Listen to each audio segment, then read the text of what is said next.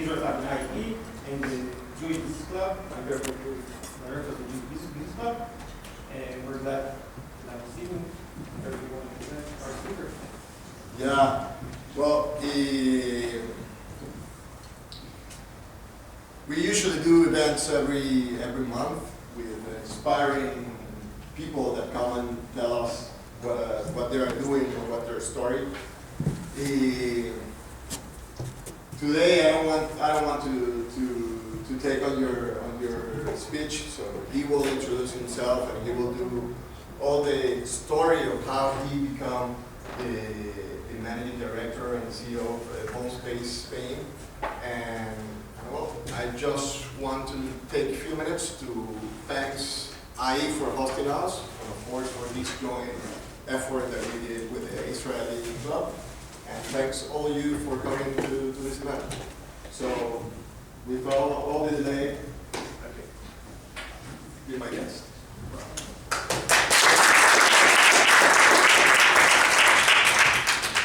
So nobody here like football, huh?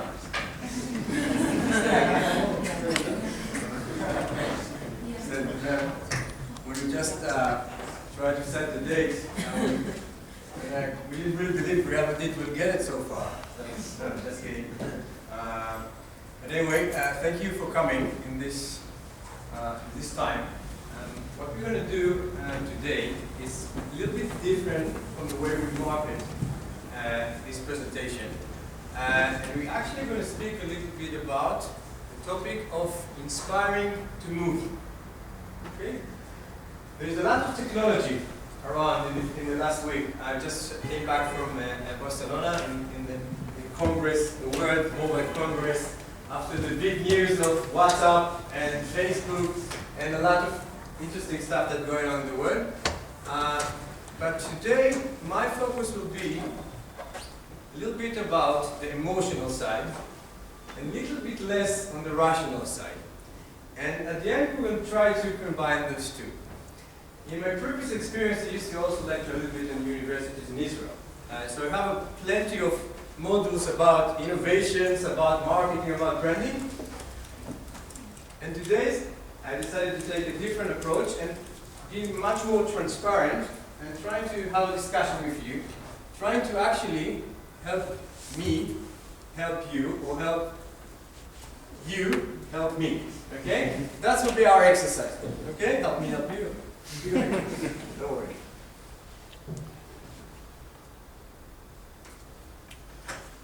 Now let's see if this works. No, right? Okay, so let's start by, I will just click here. Can you see me here? Okay. Let me introduce myself very, very quickly. My ID card. I'm originally from a kibbutz from Israel.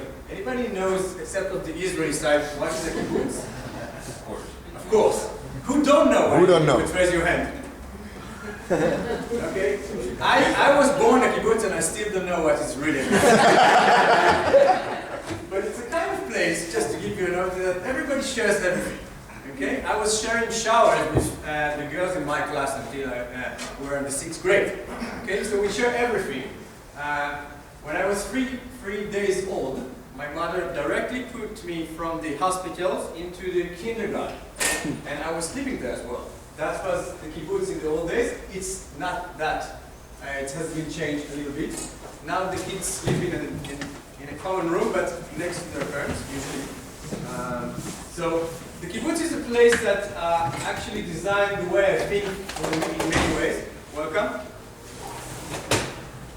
Designed the way I think and the way I've been brought up. And if I need to summarize this part of my life, it's like a game of survival. So since I was very little, they put all the kids together, and you had to survive because you didn't have your mother or your father to really protect you next to you. So everything you have to do is you have to stand out and be strong. Otherwise, the other partner or the other kids will step on you. So that's, you're going to see a little bit further on in my presentation, a little bit of knowledge. But everything we had to do is we had to fight for our rights. The second thing that, no, it's not really working. Okay, so this. I also have family. I have actually 2 girls and 1 girl more. So I got 3 girls altogether. We're living in Spain for the last 18 months. Okay? We live in Barcelona, next to Barcelona, in a place called Sant Cugat. There's also a Jewish community there. And I'm not too involved, but I'm getting there. And one thing I want to share with you, it's a personal thing. I also have 3 sisters and 3 daughters, and it doesn't make me understand women any better. Sorry. Also part of my agenda, listen, I was preparing to a really Jewish story, so I was trying to show off all my Jewish background. So we can stay about again, but I was just to show you that I was still serving the army until 2 years ago before I radicate. Because in Israel you have to serve after you do the 3 or 4 years at the beginning. Funny story is that we were all writing a memory or inspiring book as the board of Holmes Place, which is the company that I'm working on. And in Israel, I used to have an English boss.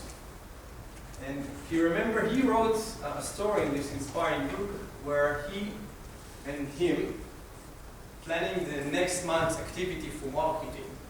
And then I received a phone call, it was in 2006, that I need to actually be located in the same day on the northern border of Israel because of the Lebanon Second War of Israel. So then the next thing he saw me, the next time he saw me is after 3 weeks when the war was over. So that's the kind of situation, extreme situation that you can experience as an Israeli citizen that is also connected to where a little bit to the stereotype of the curriculum of kibbutz, army, and all this kind of thing that is not normal the way. I didn't put it here in my education. I've done my BA, MBA, my MBA I've done on University of Tel Aviv, also with part of Wharton University. It took me 5 years to finish it. The MBA, I heard that there's a 1-year program now, which I spent today. I was working, family, it wasn't easy for me, but the good thing about it is that I had a good friend that took all the summary and she basically saved me from passing out this MBA. So, professional career. My professional career, I made quite a lot, although we start late because of the army, and after the army we have trip. Usually the Israelis have trip. So we start in the age of 24 just to do our BA, okay, our first degree.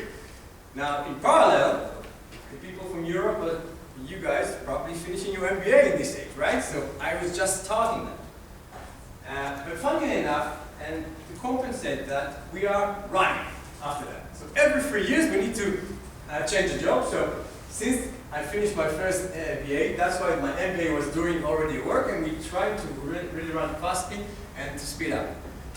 Good thing about it is that in terms of leadership, and this is what I'm finding a lot of time, the army serving part is something that really helps you overcome challenges. Okay? So that's experience that you do gain, although you start very late. You might come to the world of business with a delay of 7 years or 6 years, it depends. Women, by the way, women also serve in the Israeli army. They only had to do 2 years. Guys have to do 3 years. I had to do 4 years, doesn't matter why. But you know, this is the situation. So I was dealing with brand innovation. Actually, I had 2 companies that I established with a friend, making up a brand of health snacks called Energy. I don't know, maybe the Israeli know about it.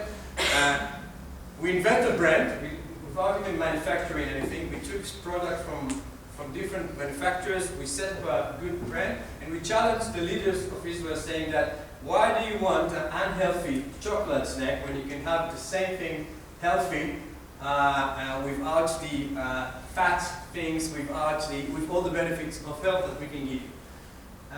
It wasn't really true. It wasn't that healthy, but it annoyed the other company enough to buy us.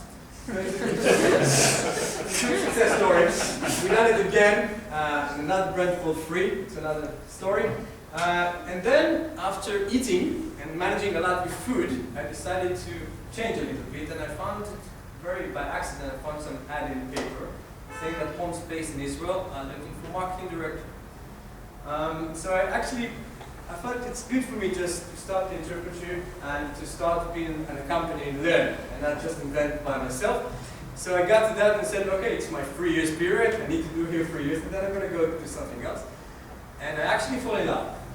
And it was a love story. I started there in 2005, January, so I'm celebrating 9 years, a little bit more than 9 years. I've done several things in this company.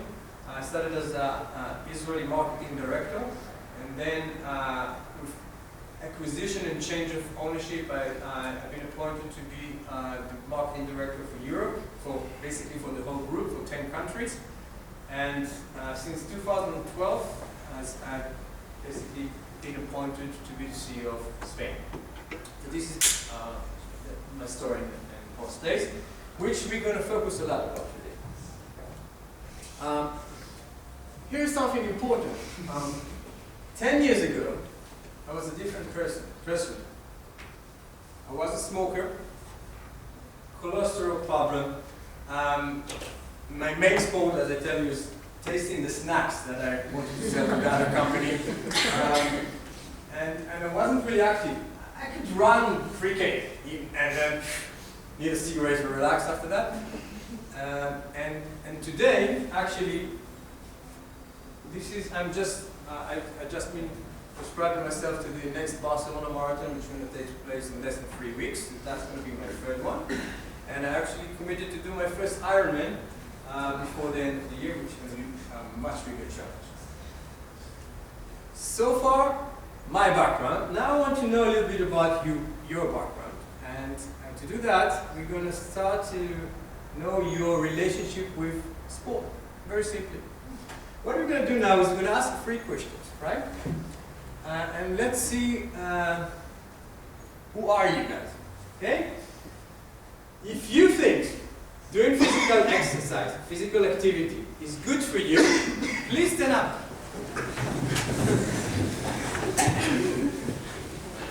Any honest person here? No one? Okay, I'm still debating. That's inspiring already. You are already inspired to move. You can finish here. The second question will be, Simon didn't say it. The second question will be, and now be really honest, okay? If you are exercising regularly, please keep standing. If not, please sit down. If you are exercising regularly, let's say once a week, okay, or twice a week, if not, please sit down and be honest. It's okay. Do you see you stand the whole space? Simon didn't say anything. Would you agree that around... Do you do that mining or whole place, or what? do you do that mining or have the stats of whole place, or I can I'm keep going to show you the answer later. Okay, so we have around, let's say, 50%, 40%. That's not down. And the last one is being really honest. Who done actually exercise the last It's Carnival. It's Carnival. Okay, let's go. 1, 2, 3, 4, 5, 6, 7, 8, 9, 10, 11, 12, 13, 14, 15, 16. Okay, out of, let's say 33%. You want to count? Then you make the statistic, it's interesting. First of all, let's basically appreciate the people who actually doing sport and even some. Thank you also for the honesty in making that. My question is very, very, very simple, but very, very hard. How come? 100% of us believe that physical activity and exercise will do good for us. Will actually improve our lifestyle, will improve our health. But only, let's say here, 33% actually doing it or done it. 50% saying they do it on a regular basis, and 33% actually said and actually do it. I'm not going to measure you. I'm not going to do it. But let's say that is statistic. By the way, national statistic will probably say that 20% will stay standing in this question. Okay? And this has been affected also by age group. Okay? if I was doing the same survey to a 40 to 70 plus, probably it will be even less than 20. Okay? But it's also increasing there. So why? Why did you think there's such a big gap? Let's say that we're all about technology now. Let's say that I would put Apple iPhone here, and it's even for free. Okay? How many and we're going to have 50 Apple for everyone for a gift. How many will actually take it and use it? I probably said 100% will take it and use it. Okay? There's some Samsung freak here, but let's say if it's going to be for free. And actually, physical activity can be for free. I mean, like you can go out and jog. It doesn't have to be a payable thing. So how come? What do you think? Because you have mañana. But why? Let's try to understand it. Listen, it's amazing. It's an amazing thing. If I want something, if I want a new seat and I can afford it, I will buy it. Again, if I want new shoes, and even if I want a new suit and it's for free, I'm definitely gonna have it. Okay? So why? Why do you think? Mañana. Why mañana? It requires effort. Why? It requires effort. Because it requires nice effort. Okay. What else? Commitment. What else? Commitment. It requires commitment. Okay. And Time. people don't like commitment? No. A commitment. Let's say commitment. Okay. Priority. Good time management. Let's say time. What else? The beginning is hard. The beginning is hard. Because it's hard. In the beginning. It's hard. What else? May not know how. Knowledge. No. Okay. Okay. Interesting. You don't know what sport. Knowledge. What else? Hobby. Is it why people don't do it? Because it's a hobby? It's difficult to make it happy. Habit. It's like inertia. If you start doing the exercise, yeah, you Okay. keep doing it, but if you stop doing it, you feel like you're not doing it. Okay, so you said because it's pretty much because it's a commitment of it. Okay, so you said because you know that you need to commit for it, then you might say it's too much for me to commit for something more than I can afford to commit. Is it answering? Huh? You want to? I don't think that's what you said. So what do you think he said? That's it. She said yes. It's hard to change behavior patterns. Yeah. Oh, yeah. That's Change that's behavior another way pattern. to say behavior Okay. pattern, habit. Change habits. Okay? That's what we said. It's hard. So, who else? No immediate gain. No immediate gain.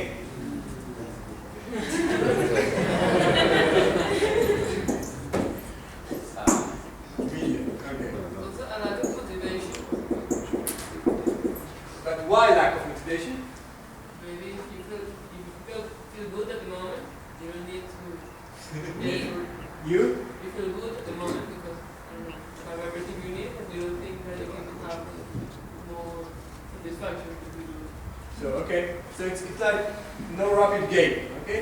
So it's like in this area. Okay? Need. There is a need. There is a need. Yes. For you, for example, you have a need to do that marathon.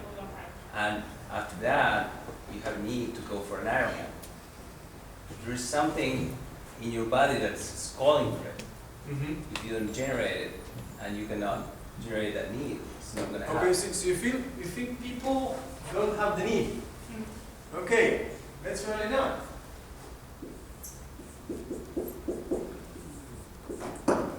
Okay, interesting. What else? Sometimes people just don't find their sport.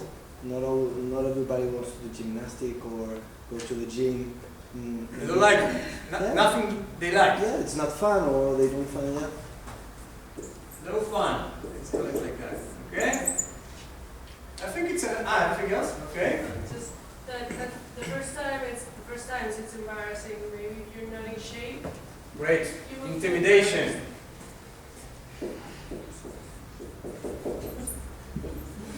It's okay? Intimidation? Yeah, As you are. you're intimidated.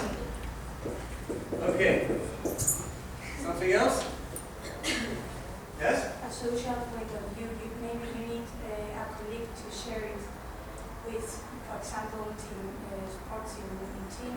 So you don't have, okay, no partner. Yeah. Okay. Wow, many excuses, huh?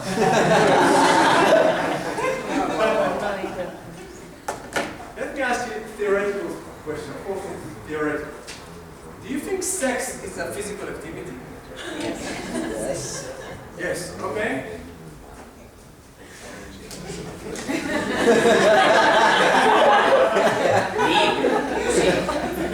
Niche of need. Need. Okay, so what's the difference between sex and exercising? Because it's exercise. What? Immediate gain. Can you take a video or some picture? No demonstration today. I actually spent the last 10 years to understand it. And you know what? It's not easy. It's not easy, but it's fascinating. Everything you said, and I was trying to say, we have a lot of balls like that. And we were trying to find some mechanism to make it easiest for us to understand. Because if you try to give answer to all of these kind of things, it's probably mission impossible. So you need to do the 2080, at least. It's also not so easy. Because everything that you said, it's a real barrier. Okay? It's a real barrier. By the way, the need is something that more and more, through time, through education, is something that's been improving. Okay? It's been improving because, first of all, maybe it's also the force of the people. 100% thought that the people thought that there is a need for that and it would do good for them. But it wasn't like that 10 years ago. A lot been done by education and prevention, coming from the healthcare systems, coming from a lot of resources and researchers. So let me tell you where I got to. And you don't have to agree, by the way. But this is where I got the closest. But in order to understand that, I have a question for you. What is common to all these pictures? What? The expression, the grimace. The grimace. Grimace, okay. You agree? Sorry, what did you say? What is grimace? What is this picture have in common? Okay? The expression of the face, right? Okay. Well, emotions. They all have a goal. Okay. Interesting. I came to a very, very easy conclusion, and this is basically my solution for you, or for me at least. And the reason why there's a gap between what you want and what you actually do, the 100% that been standing, and only the 30% that admit that they done sport recently, is basically this work. Now think about it for a moment. Physical activity, look at the picture. I mean, like when we do the marketing of the sport, of course you're going to see the girl running and smiling. But let's be honest, when we do activities, and even myself, when I do activity, and every time that on Sunday morning I need to wake up at 6 o'clock to do my quarter of kilometers, I hate it. I'm suffering, I'm just thinking about the pain in comparison to the fact that I can actually stay in bed and enjoy until my kid's gonna wake up. But this is the reality. Of course, the price after that is really clear. You get the endorphin, you feel that you can basically beat the whole world. But the price is the pain. So everything we have to do in order to engage more people, in my understanding, is to convert this pain to joy. So you can't really convert pain to joy, but you can make the pain easier. And for some people, in the face that can really start to like pain. Okay? By the way, 5% of the population actually like pain. Okay? Masochists are actually like the people. There are people that if they don't feel pain, they're not enjoying it. Not only sport. Remember the previous question. Okay. So the question, if I got to the recognition that we always have time for sex, okay, just for comparison, to compare that. We don't have problem to commit to sex for all of our lives, okay? Because there's no pain involved. Okay, effort, I will do the effort. Okay. Unless you're Polish, Jewish. Sorry. Needs, always needs. No fun, there is fun, hard, okay? And even the intimidation part, there is a solution, you can do it alone.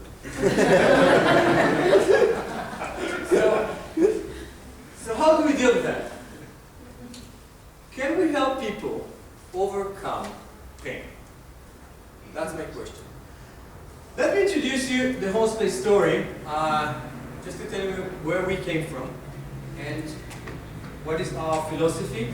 And I will try to convince you that we can not promise you to eliminate the pain, but I will try to convince you that we can reduce the pain and convert the pain to joy, or start the process of converting pain to joy.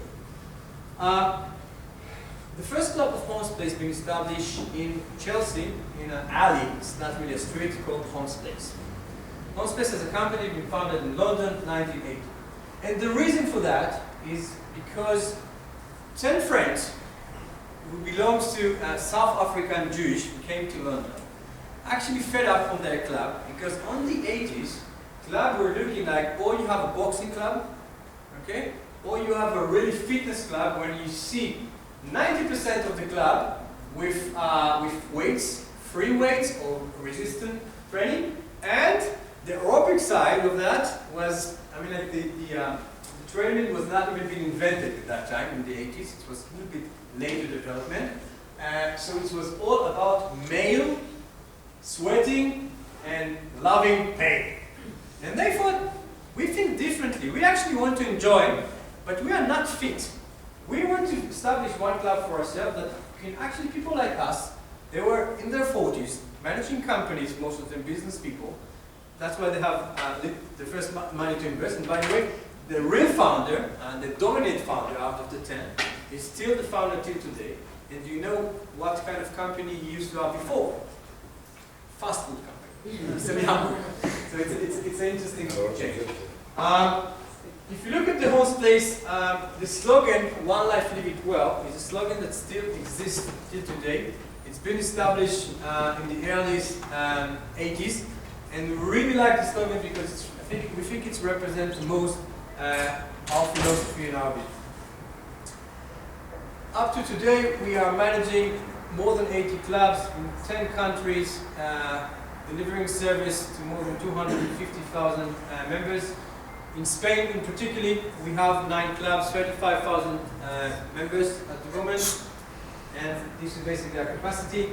The owners, our main 2 owners are the Fisher family, the one with the hamburger, and Kirsch family, another South African that immigrated to London in the early days, that's dominating the company today. So this is a little bit about the company story. But I want to share something that, I don't know if you know this guy. Anybody heard about Simon Sinek? Yeah. 2 people. Fine. So I'm sure you're going to enjoy it again, because every time I hear him, I enjoy it again. Yeah. But we actually took him and took his model, and we implemented in our company. So what I'm going to share right now is a whole new concept, or it's not really new. It's a revolution that a guy called Simon Sinek, and you're going to see it in the TED Talk in a second, that basically reflect how good company, successful company, what is the really secret? How does it really work? So enjoy it, and Mike got it in the middle of it. About 3.5 years ago, I made a discovery. And this discovery profoundly changed my view on how I thought the world worked, and it even profoundly changed the way in which I operated it.